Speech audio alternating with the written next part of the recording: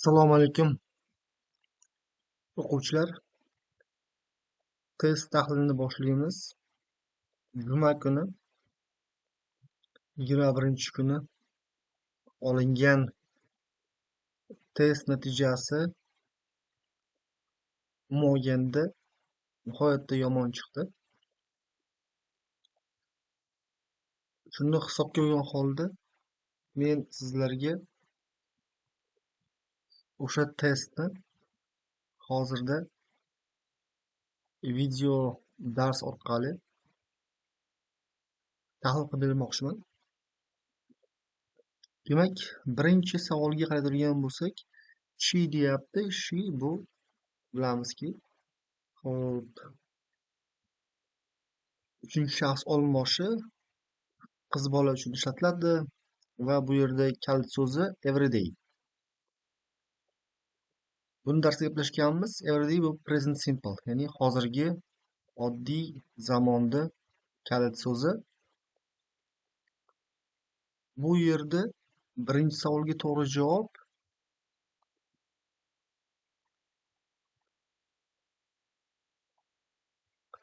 goes bo'lishi kerak. Goes bo'lishi kerak. Sababi bilamizki,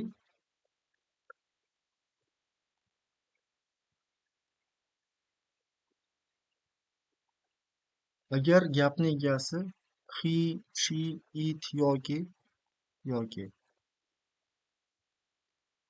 uchinchi shaxs birlikdagi ot bo'ladigan bo'lsa va u ega o harfini keltirgan bo'lsa, biz fe'lga es qo'shishimiz kerak edi. Demak, to'g'ri javob bu yerda bijo bo'lyapti. Present simple qoidasi bo'yicha. Ikkinchi savolda modal fe'llarda o'tdik. Test olingan kuni sizlar bilan sud haqida gaplashmaganmiz. Xo'p, shuning uchun o'z-o'zidan bu yerda S javobni belgilamasligimiz kerak edi. Can qolyapti, must qolyapti, may qolyapti. To'g'ri javob bu yerda can bo'ladi. Sababi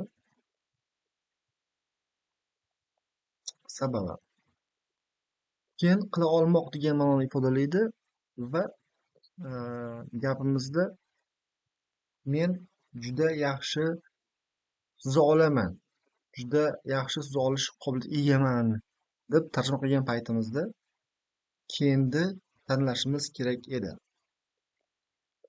Uchinchi savolda gapni o'qiganimizdan so'ng last night bu o'tgan kun deb tarjima qilinadi. O'z-o'zidan bu tushunishimiz kerak. O'tgan oddiy zamon past simpledagi gap berilyapti sizlarga va bu yerda biz javoblarga qaraydigan bo'lsak, to'g'ri fe'l berilyapti. To'g'ri fe'llarda o'tgan zamonni hosil qilishda biz aytganman, d yoki ed qo'shimchasi qo'shamiz deganman. Shuning uchun watch fe'li tomosha qilmoq, ko'rmoq ma'nosida watch tarzda o'tgan zamonda olinishi kerak edi. To'rtinchi savolda bu yerda when'li qism berilyapti. Bu lekin ozgina chalg'ituvchi savol. Qo'shma gap bo'lyapti. Qo'shma gaplarda biz ko'rdik sizlar bilan. Bu haqida o'quvchilar bilan o'yin ham o'ynadik. Mana shu yerda siz I was'ga e'tibor berishingiz kerak edi. I was sizni o'tgan zamondagi to'g'ri javobni tanlash uchun bir kalit so'z edi. Bilasizki, savolda aytilyapti, yosh bo'lgan paytimda, ya'ni qachondir Misol uchun siz hozir 4-sinfda o'qiyapsiz. 3-sinfda yoki 2-sinfda bo'lgan paytingizda o'ylashingiz kerak edi. Tez yugura olgan edim. Demak, bu yerda modal fe'l keyinda o'tgan zamonni biz yodlagansizlar buni, ko'rganmiz gaplashishda, darslarimizda gaplashganmiz. Could bo'lishi kerak edi. 5-savolda you finish your homework before playing. Siz o'ynashdan oldin uyga vazifangizni tamomlashingiz shart. Bu yerda majburiyat, bajarilishi shart bo'lgan, bajarishga majburlanayotgan ish harakat berilyapti. Shuning uchun biz bu yerda to'g'ri javob sifatida B javobni olishimiz kerak edi. Must.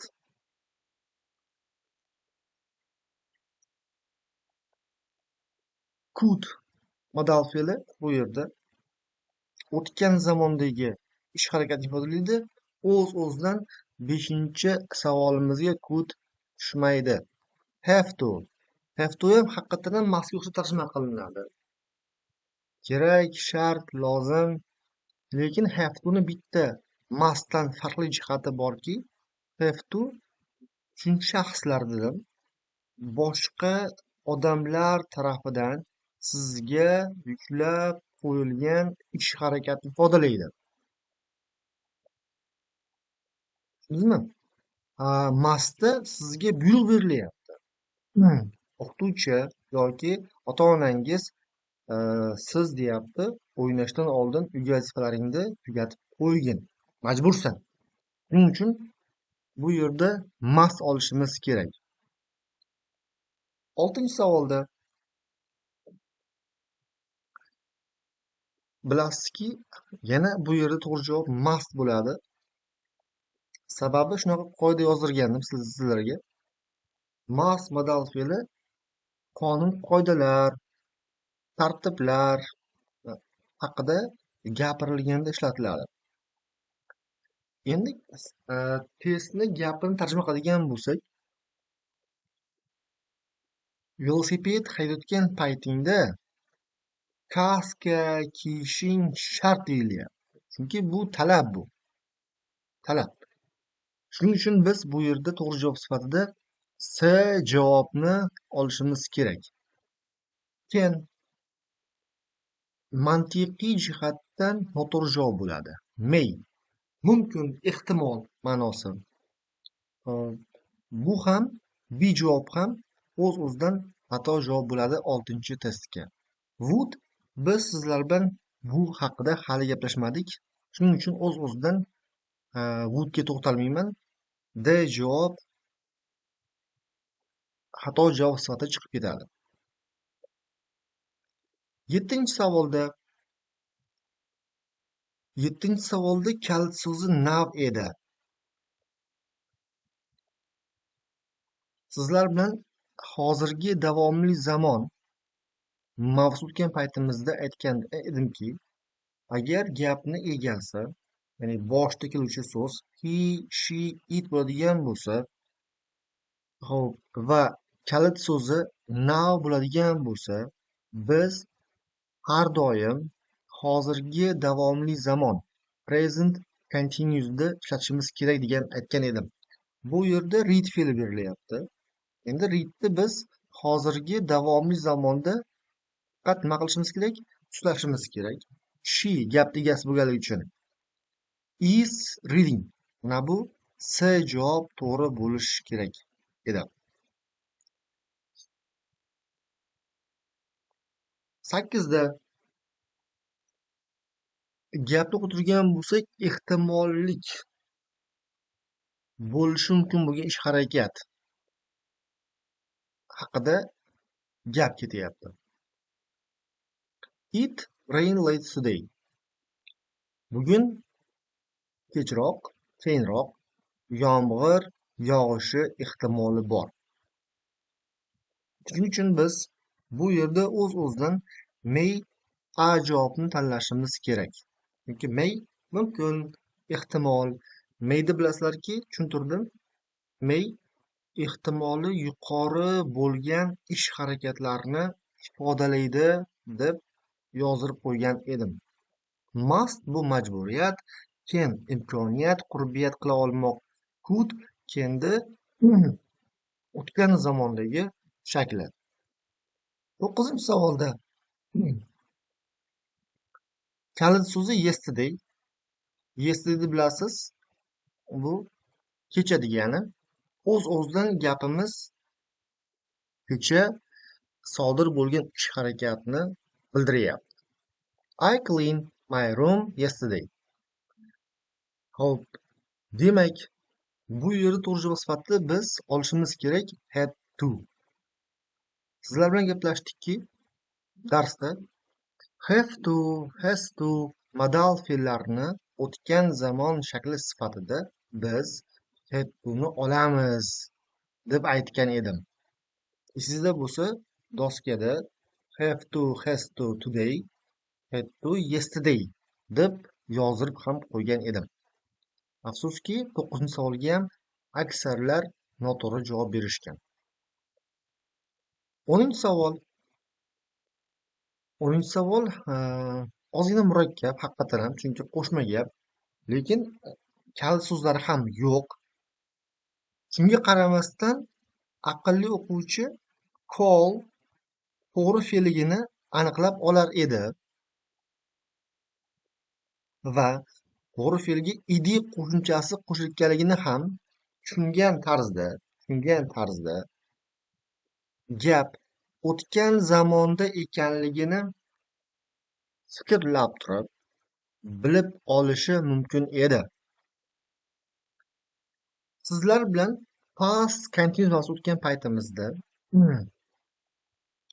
aytgandimki, past continuous o'tgan zamonda muayyan bir paytda davom etib turgan ish harakatni ifodalaydi va shunda boshqa bir o'tgan zamondagi ish harakat davom etayotgan ish harakatini bo'lib qo'yadi degandim. Demak, shundan kelib chiqadigan bo'lsak, when I call it ish harakati sodir bo'lyaptida, they watch TV, ya'ni mana bu say javobdagi ish harakatni were watching ish harakatini qisqa bir muddatga uzib qo'yyapti, bo'lib qo'yyapti. Shuning uchun 10-testda biz past continuous mavzusini olishimiz kerak edi. 11-savolda 11-savol bu sanalmaydigan otlar mavzusi bo'yicha edi. Sugar shakar degani. Shuning uchun biz bu yerga B javobni olishimiz kerak. Chunki sugar sanalmaydigan ot va yana bitta qoida bor. Some so'zdan so'ng ko'pligidagi otlar keladi yoki sanalmaydigan otlar keladi degan qoidamiz bor edi. Aqlli o'quvchi sugarda sanalmaydigan otligini biladi va o'z-o'zidan B javobni belgilashi kerak edi. Tushunarli bo'lyaptimi? 12-savolda she a cup of tea please. Bu yerda please so'zi kalit so'z hisoblanadi. Iltimos deyapti. Iltimos u xohlaydi. Agar biz bu yerda B javobni oladigan bo'lsak, hurmatsizlik haligi buyruq ma'nosida yoki bir akt sifatida, odatiy ish jarayon sifatida likesni olsak bo'lar edi agarda please so'z bo'lmaganda edi. Shuning uchun biz bu yerda A javobni olamiz. She would like. A cup of tea, please. U mm, bir chashka choy istayapti, xohlayapti, iltimos, bering ma'nosida. Mana shu savol haqiqatan ham chalg'ituvchi savol bo'lganligi uchun buni yana boshqadan tushuntirib beraman. Ana endi navbatdagi savolimiz 13-chi savol. Bu savolimiz present perfectga aloqador bo'lgan savol edi. Ko'ryapmizki, been fe'li kelyapti bu yerda. Been fe'li bilishingiz kerak, to be fe'lini tushunchakli. To be fe'li o'tgan zamoni was were tushunchakli been edi. Yodlagansiz. O'z-o'zidan demak been fe'li bu to be fe'lini tushunchakli ekan deb turib fikrlagan holatda siz shu gapga have yordamchi fe'lni olishingiz kerak edi. Chunki present perfectni qoidasini yozganmiz sizlar bilan. Present perfect qoidasi ega plus have, has plus verb, ya'ni fe'l 3 deb aytgan edim. Afsuski, aksar o'quvchilarimiz bu 13-chi testni ham xato bajarishgan. 14-chi savolda there many people at the party last month. Kalit so'zi last month. Last month o'tgan oy degan. O'z-o'zidan tushunishimiz kerak, ish harakat o'tgan zamonda bo'ladi. Ikkinchi bir jihati people so'zi bor. People bu ko'plikdagi ot. Birinchisi o'tgan zamonda people ko'plikdagi ot va o'z-o'zidan bu yerga fe'l qo'shishimiz kerak va people ga qarab turib biz were olishimiz kerak edi. Were. Demak, aytilyapti bu savolda o'tgan oyda ba'zimda ko'p odamlar qatnashdi, ko'p odamlar keldi, ko'p odamlar bo'ldi ma'nosida. 15-chi savolda kalit so'zi tomorrow. Tomorrow degani bu ertaga. Future simple'da kalit so'zi, ya'ni future simple bu kelasi oddiy zamon. O'z-o'zidan biz bilamizki, they, you, he, she, it bo'ladigan bo'lsa, biz nima olishimiz kerak? Will olishimiz kerak edi. Chunki they bilan har doim nima kelar ekan? Will yordamchi fe'li keladi. They will go to the beach tomorrow. Ular ertaga plyajga borishadilar. Ana endi bu yerda 16-chi savolda ozgina chalg'ituvchi savol edi bu. O'z-o'zidan gap tegasi kelyapti va hop, like fe'liga biz nima qo'shib qo'yapmiz? S qo'shib qo'yapmiz. S qo'shimchasi qo'shib qo'yapmiz. U pizzani xohlaydi. Bu yerda hech qanaqangi javob bo'lmaydi. Chunki bu o'z-o'zidan noto'g'ri. Does so'roq gapda yoki gapda ishlatiladi. Doing noto'g'ri, chunki is doing bo'lganda edi. Is bo'lganda to'g'ri bo'lar edi. Shuning uchun biz bu yerda 16-chi savolda a javobni hech narsa qo'ymasligimiz kerak edi. Gap to'ppa-to'g'ri berilgan. Faqat bu 16-chi savol sizlarni chalg'itish uchun berilyapti. 17-chi savolda derazani ochsam bo'ladimi? Ruxsat so'ralyapti bu yerda.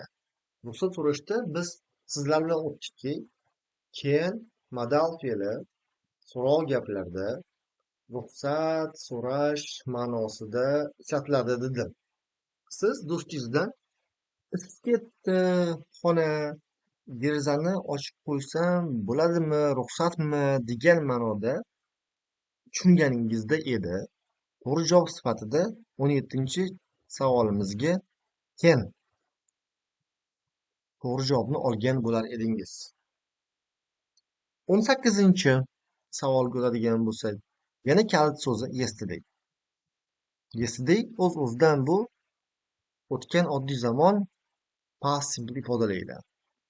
Hop, u deyapti, kecha maktabda gitara chaldi, gitara o'ynadi, gitarani chalib ko'rdi.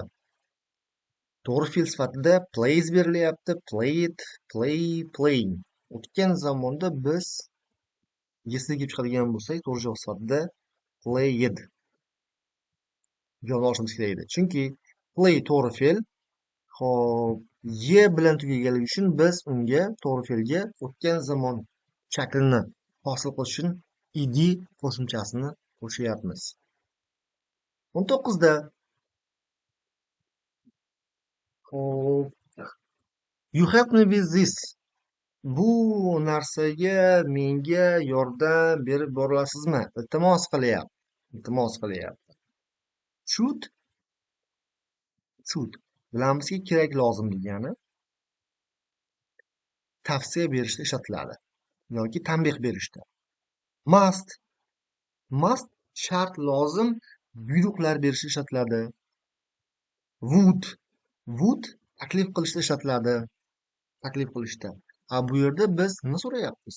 Iltimos qilmoqchimiz. Menga mana bu masalada yordam bergin deb gapirilyapmiz va aynan shart shu haqida. Biz 19-savolga could to'g'ri javobni olishimiz kerak. Chunki could so'rov gaplarda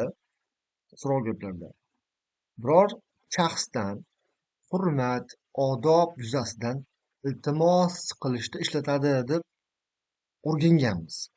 Sizlarga yozib qo'yganman. 20da so'rov gap some kelyapti. Kalit so'z bu yerda some. Va yana bitta belgi bu yerda so'rov gap o'z-o'zidan taklif ma'nosida ishlatilishi kerak. Bir oz qahva yoki kofe xohlaysizmi? Biz olishimiz kerak edi would you like some coffee? Would you like some coffee? Bir oz qahva beraymi? Ketadimi? Ichasizmi? degan ma'noda. Xo'p, 21-savolda kalit so'zi bu yerda for 10 years. 10 yil mobaynida. 10 yil mobaynida. Bu o'tgan zamonda boshlangan va hozirga qadar davom etib kelayotgan ish harakatini ifodalaydi. Biz present perfect zamonni o'tgan paytimizda gaplashgandekki, present perfect hozirgi tugallangan zamon o'tgan zamonda boshlangan va hozirga qadar davom etib kelayotgan ish harakatlarini ifodalashi uchun ishlatiladi deb aytgan edik. Gapni egasi I bo'lganligi uchun odatda biz present perfectda I bilan have olamiz. I have lived. Men bu shaharda 10 yil mobaynida yashab kelyapman. Demak, tasavvur qiling, hozir 25-yil, siz 10 yil oldin ko'chib kelgansiz Yaponiyaga, deylik 2015-yilda. Hop, ana shu davrdan beri siz hali ham Yaponiyada yashab kelyapsiz. Ish harakat o'tgan zamonda boshlangan va hozirga qadar davom etib kelmoqda. Buni hisobga olgan holatda biz 21-savolga B javobni belgilashimiz kerak edi. 22-savolda yana kalit so'zga qaraymiz. Next year, next week, next month, next summer, bular hammasi kelasi oddiy zamonni, ya'ni future simple'ni kalit so'zlari. To'g'ri, lekin yana sizlar bilan o'tgan edik. Be going to ham kelajak ma'nosini ifodalovchi shakl hisoblanadi deb aytgan edim.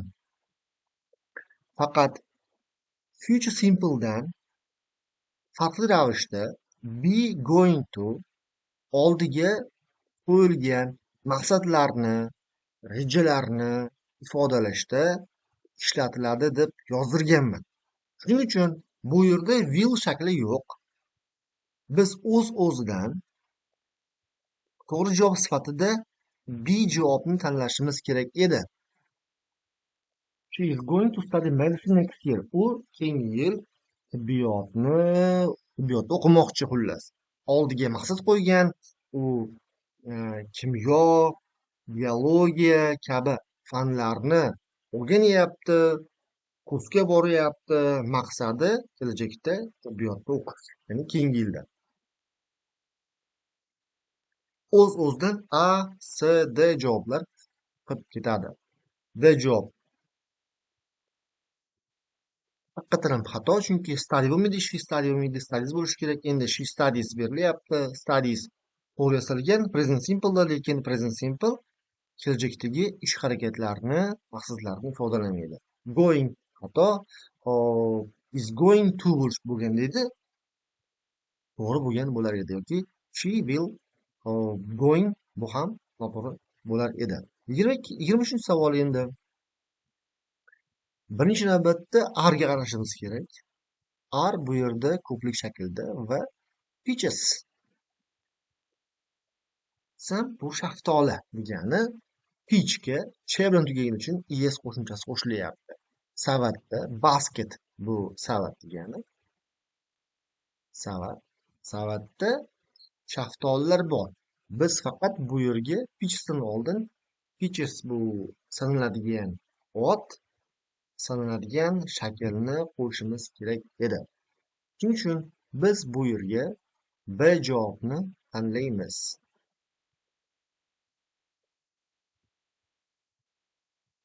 Savatda ozgina yetarli miqdordagi shaftolilar bor.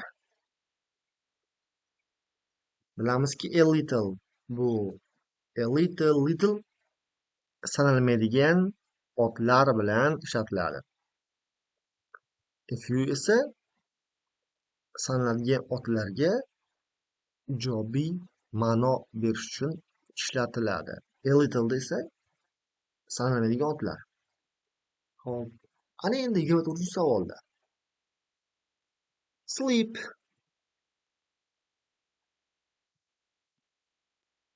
uyqu degani ot shaklda sanalmaydigan ot.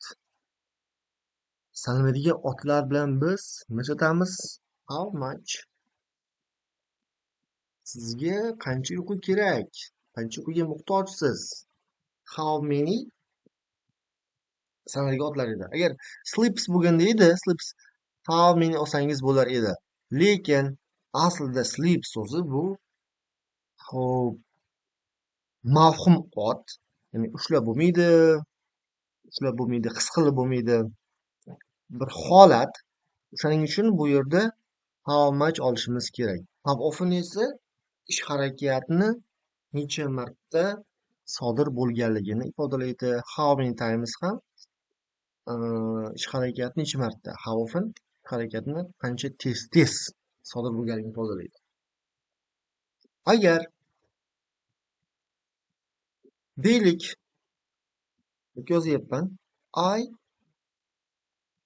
sleep 8 hours a day. Gapimiz, savolimiz shu tarzda bo'lganda edi. 8 hours. Kuniga 8 soat uxlayman. How often tushar edi? How often do you sleep? 8 hours a day. Kuniga 8 soat.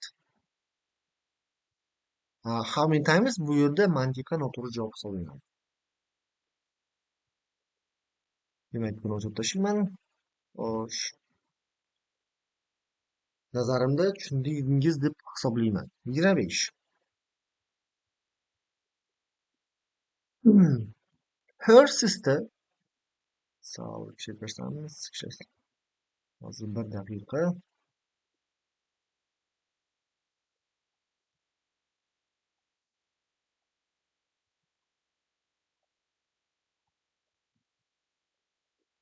Mana. Her sister has made a nice chocolate. Uning singlisi deyapti yoki apasi yoki opasi, singlisi, xullas. Ehm, Ustida tug'ilgan kuning bilan deb yozilgan, happy birthday, tug'ilgan kuning bilan deb yozilgan. O, ajoyib, nice, nice. Chocolate ajoyib, shokoladli bir narsa qildi. Demak, odatda happy birthday bu tortlarni ustiga yoziladi. Meal taom degani, cake pirog, tort, dish taom, sandwich. Sandvichni ustiga hech qachon biz haligi happy birthday yozmaymiz, to'g'rimi? Odatda biz nima yozamiz? Tortlar ustiga shunaqa tug'ilgan kuning bilan deb yozamiz. Shuning uchun mantiqan fikrlaganda 25 savoliga to'g'ri sifatida Bni olishimiz kerak edi. Cake bu tort. Endi 26da how much. Bilamizki how much so'zi biror bir narsani narxini, qiymatini so'rashda ishlatamiz. Endi bu yerda so'ralyaptiki, short bu ko'ylak. Short ko'ylak. Yangi ko'ylagingiz nechi pul edi degan zamon so'ralyapti. Rangini so'ramayapti. A javobda agar rangini so'raganda edi, rangini so'raganda edi, u qizil ko'ylak deb javob bergan bo'lardik. To'g'ri bo'lar edi. Lekin bizda 26-savolda narxini so'rayapti. It was very cheap. U juda arzon edi. C javobda. It was in a shop. U do'konda edi. Xo'p, D javobda aytilyaptiki, it wasn't a shirt. U ko'ylak emas edi deyapti. Lekin savolda yangi ko'ylaging nechi pul edi deyapti. Shuning uchun shu savolga javob sifatida mantiqan o'ylagan paytimizda it was very cheap. U arzonga tushdi, arzon narxda edi degan ma'noda B javobni olsak mantiqan to'g'ri bo'lar edi. 27-savolda need kerak deyapti. Kanadaga sayohat qilishingiz uchun bu narsa kerak deyapti. Bu kerak deyapti. Bu ham ozgina o'ylantiradi. Demak, Kanada bu O'zbekiston emas, bu xorijiy davlat. Suitcase, chamadon. Chamadon kerak. Xo'p, mayli. Chamadonga narsalarni solamiz. Pasport kerak. Tiket chipta kerak, samolyotga chipta kerak. Journey sayohat. Endi Kanadaga borish uchun, ketish uchun hammangiz tayyor. Chamadonlar tayyor, chamadonga ustozlar solingan, chipta olingan, lekin samolyotga chiqish uchun nima kerak bizga? Hujjat kerak. Hujjat bu nima? Pasport, ya'ni boshpurt, ID karta. Shusiz sizni chet elga chiqarishmaydi. O'z-o'zidan o'ylab ko'rsangiz, demak to'g'ri javob sifatida Bni olishimiz kerak edi. Endi 28-savolda birinchidan on Sunday. Yakshanba kuni deyapmiz. Va ikkinchi shakl bu yerda was. O'tgan zamon shakli. We fe'li o'tgan zamon shakli. Xo'p, ikkoviga e'tibor qaratgan holatda siz gapni tarjima qilib olishingiz kerak. Yakshanba kuni tushunishimiz kerak. O'tgan yakshanba, ya'ni o'tib ketgan yakshanba kuni Nodira deyapti. Erta turmoqchi edi, chunki u hayvonot bog'iga bormoqchi edi. Stud bo'lmaydi. Sizlar bilganmiz. Wake, woke up. O'shaning uchun biz bu yerda woke fe'lini tanlashimiz kerak. Woke bu uyg'onmoq degani. Uyg'onmoq. Mana birinchi shakli wake. Uyg'onmoq. Wake fe'lini o'tgan zamon shakli sifatida sizlarga woke berilyapti. Haydamoq bo'lmaydi. bormoq bo'lmaydi, chunki went bo'lmaydi, was going to turibdi. Stood, turmoq. Bu faqat tikka turmoq. O'tiribsiz, turyapsiz xullas. Woke, uxlayotibsiz, uyg'onmoq. Shuning uchun 28 savolimizga to'g'ri javob sifatida Bni olganimizda mantiqan to'g'ri bo'lar edi. 29da Lions were sleeping. Yana qaranglar. Were sleeping.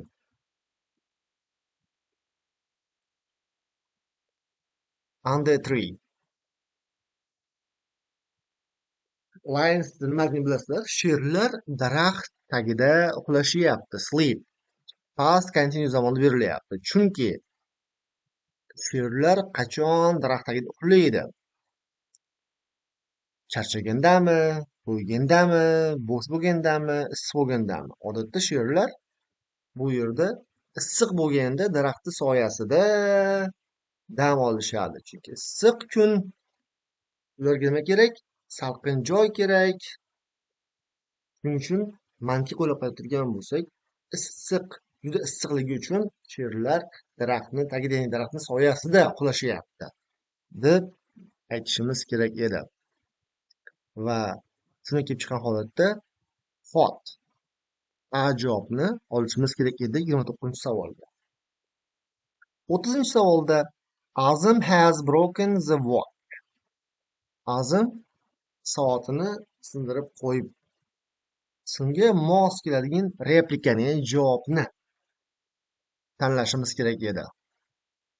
Kimdir do'stingiz biror narsasini sindirib qo'ygan bo'lsa, biz that's very good, ajab bo'pti, yaxshi bo'pti demaymiz, to'g'rimi do'stingizga? Shuning uchun bu javob a javob noto'g'ri, chunki a javobda zo'r bo'pti, boplabsan, sindirib qo'ygan bo'lsang, ajab bo'pti demaymiz, to'g'rimi? Yoki b javobda Azam soat sindirib qo'yyapti, mana marhamat degan javob ham mantiqan noto'g'ri bo'ladi. C javobda it does not matter deyapti. Mayli, ahamiyatsiz, hech narsa qilmaydi. Parvo qilma. It does not matter. Xo'p, sindirib qo'ydi kimdir yoki xo'p, o'zingiz ham uyda kosani sindirib qo'yasiz, chashkani sindirib qo'yasiz, piyolangizni sindirib qo'yasiz. Ota-onangiz o'sha paytda parvo qilma. Yaxshilikka kelgan balo shu narsaga ursin. Arzimaydi. Parvo qilma deb aytishadi. Aynan mana shu testimizni to'g'ri javob sifatida biz it does not matter, ahamiyatsiz, hech narsa qilmaydi, parvo qilma degan mazmunda C javobni olishimiz kerak edi. Endi B javob ing esa u menga yoqadi. Mantiqan olib qarasak, soat sindirib qo'yyapti Azim. Sindirib qo'yishi menga yoqyapti. Bu holatda D javob ham 30-savolga noto'g'ri hisoblanadi. Ota-onalar, sizlardan iltimos, albatta bu test tahlilini farzandlaringiz bilan tomosha qiling, ko'ring.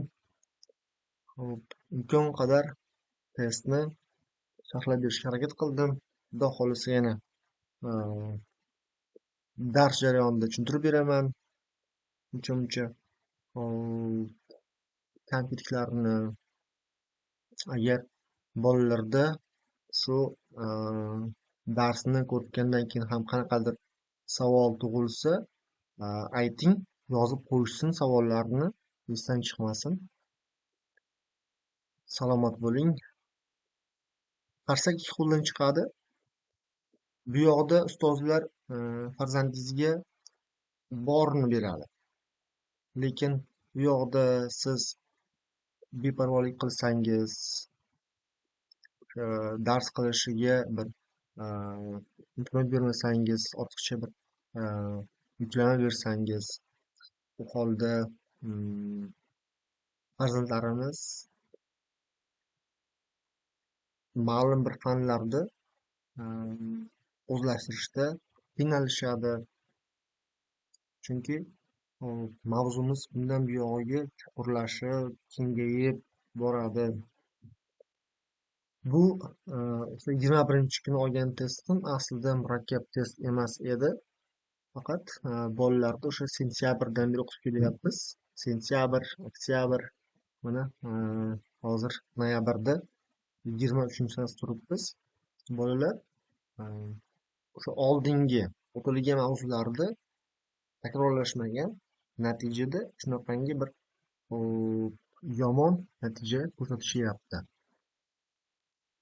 Bilim qachon bo'ladi? Eski o'rganilgan bilimni ustiga yangi bilim yuklansa, natijada mustahkam bo'ladi. Shuning uchun yordam berasizlar degan umiddaman. Bolalarimiz hammasi aqlli, hammasini qo'ldan keladi o'qish, o'rganish. Faqat siz ham ozgina e'tibor bersangiz, birgalikda maqsadimizga yetamiz. Salomat bo'ling.